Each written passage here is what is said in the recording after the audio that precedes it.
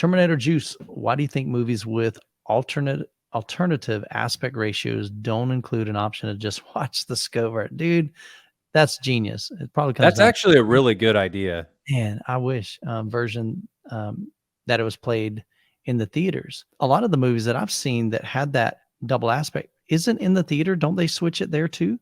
Mm-hmm. So I don't know if they have a only scope version in If the they did it, they would just have to crop it, which is effectively what you would be doing like on your mask it. projector. You just overscan it. Right. So it's the same. That's probably why they don't do it. And you'd have to include another disc because you would have to re-encode the whole movie. That's true. Because that's all. I mean, if you're looking at 4K, 4K barely fits on a Blu-ray disc now or a 4K disc now. I don't know if they could put two 4K discs on there. So you're probably right on that. So again, it's going to probably come down to cost. There's not a simple way to say, okay, let's just turn that feature off, because natively there were sections of that movie that were filmed with like IMAX cameras. So that's going to be that 16 by 9. And then there were other portions of the movie that they filmed it in the scope format. And so they're just literally cutting to the different formats. So there's not really a way to kind of turn that off and provide that alternative. And let's be real too.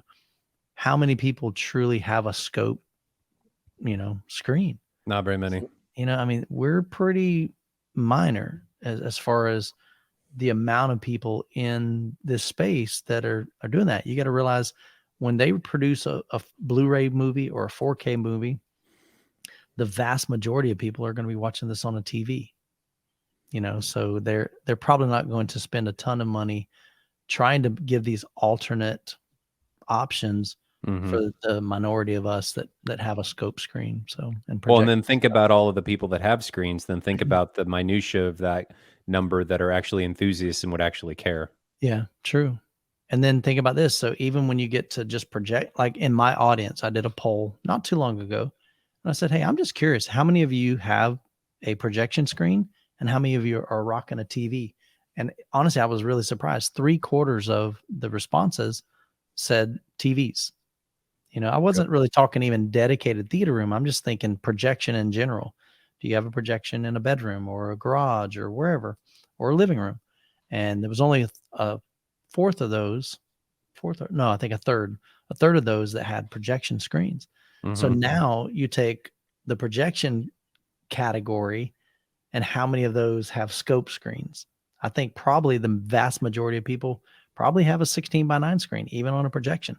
So it's just going to be a really, really small, minute amount of people. So that's probably, I don't think we'll ever see that, but I like it. It's cool.